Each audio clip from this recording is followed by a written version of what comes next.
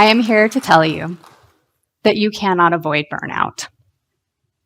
It's a misnomer that we have been taught that this is something we can actually avoid in our lives. But before I get into that too much, I want to tell you a little bit more about myself and how I got into this work of burnout recovery. So journey with me to November 2013, Laramie, Wyoming, on a bitterly cold day. And now when I say bitterly cold, I mean like cold, like windshield 40 below zero cold. And I chose to live there for a long time. I'm not really sure why. But I had just finished the oral defense for my written comps in my PhD program. And I passed, and I was elated. I was so excited. I was filled with joy, and I was ready to celebrate. So I called my partner at the time, asked him to come pick me up. Lived about 5 minutes from campus, so I didn't think it would take too long. I gathered my things from my office. I headed outside, and I waited. 5 minutes pass, 10, 15, 20, 25. Finally, he pulls up. I'm stubborn, I didn't go inside. Just waited. And as every moment that passed, I could feel my joy and elation disappear and was replaced with anger. And I got angrier and angrier and angrier. I get in the car, buckle my seatbelt. He doesn't really say anything to me. He's on the phone with someone else. We pull out of the parking lot, and I lost it. And I hit the dashboard, and I hit it again. And in that moment, I knew that I had become the worst version of myself. I also knew that I didn't want to stay in that place, and that eventually I wanted to help people not have that same experience. Now, as I reflected back to that time and in my own burnout recovery, and the year leading up to hitting the dashboard, and really the years leading up to hitting the dashboard, I realized that I spent a lot of time saying things like, if I can just get to the end of the day, I'll have some time, I can rest. If I can just get through this project, I'll have some time, I can recover then. If I can just get to vacation, if I can just get to the holiday. Now, how many of you have said, if I can just get to? And when we say that, we're already in a state of burnout. And all humans experience burnout. It is a part of our human condition. It's actually a part of our stress cycle. We have a stress trigger. We give that meaning and associated thoughts. That becomes emotion, and that emotion becomes a physical reaction or reactive behavior. Now, I call these stressors in our lives burn events. Burn events are these daily circumstances, things that happen that bring us emotional fatigue, emotional drain, and overwhelm. And some we know are coming. We know when we're having that meeting with a person who we find to be difficult to interact with.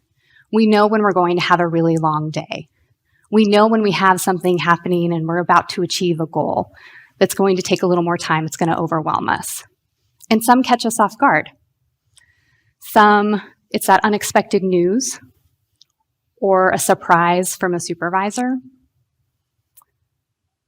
But the reason that it's important for us to know these burn events in our life is what we tend to do as humans is we have a burn event and we push through. And we have a burn event and we push through. And we push through and we push through and we push through until eventually our body or our mind stop us. And so burnout is the result of several burn events from which we have not recovered from. So when we maintain that consistent recovery, we can ward off burnout just a little bit. We can recover from it a little faster. Now, I use the term feeling crispy for my burnout.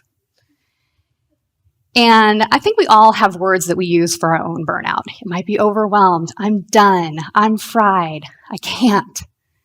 Meh. But mine is crispy. And y'all, I was crispy that day I hit the dashboard. So you want to think about what is your verbiage to burnout. Now, the model that I developed has 3 phases: observation, preparation, and recovery. We're going to focus on one aspect of recovery for today. Because while we cannot avoid burnout, it's not a place we want to be stuck in either. So we want to move through it and past it. How do we do that? What are some ways that we can recover from this quickly? Play. Play is so incredibly powerful for us as humans. It brings about creativity. It brings joy. It's a stress reduction, or it reduces stress rather. And it helps us be better problem solvers. So how do we incorporate play into our lives? First, we want to think about what is play and how do we actually define that. Dr. Stuart Brown has 7 properties of play. It is purposeless. So it seems to happen without purpose, but we know it has so many great benefits. It's attractive. It's something that you want to get into. It's voluntary. You're not forced to play. You always make the choice to play. It gives us that freedom from time. It speeds up or slows down, but we're fully present and engaged, so we're not worried about the passing time. It has that diminished consciousness of self. You're not worried about what other people are thinking of you because you're fully engaged in that play. It's improvisational. Anything can happen, and it has a continuation desire. When we're in play, we want to continue to play. So what are some small ways that we can include play into our lives, these aspects, these 7 principles? The first, dance. Now, you all experienced it today. Whether you got on the stage or not, I saw you dancing in your chair. You were enjoying the music. And when I hear "Don't Stop Believing," I'm dancing. No matter where I am, grocery store, parking lot, airport, and it's quite possible that it's only playing in my head, but I'm going to dance. So what is that movement for you? That movement that you can do a couple of times throughout your day that is going to bring you that energy. The next is song. Catechus, catechus, fuzziest bud around. Catechus, catechus, where is your crown?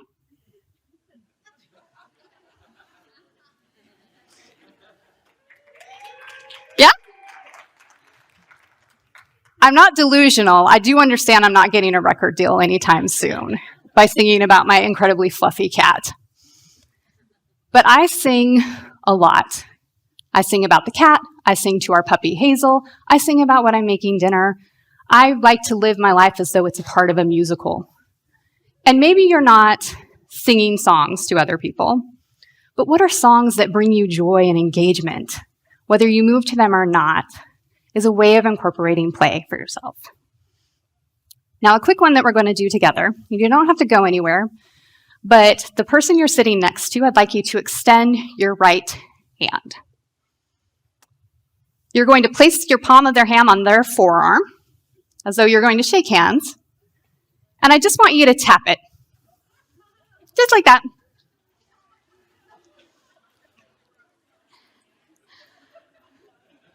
I have just introduced you to the Happy Salmon handshake.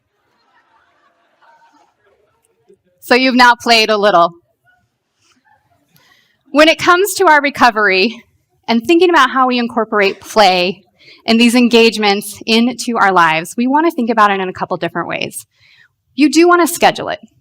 While it wants to be improvisational, Give yourself some time to play. Put that on your calendar. Put yourself on your calendar. You are the most important person in your life. Schedule some time for you. You want to think about it in terms of micro steps. Recovery is not this big grand thing. We don't want to wait for the vacation day. We don't want to wait for the holiday. Rest is not a reward. It is something we should expect for ourselves. And with that, recovery is an expectation. Not only for ourselves, but we want to share that expectation with others and let others know what we need. It's important to note that an unspoken expectation will be an unmet expectation. So if you don't share it, it's not going to happen.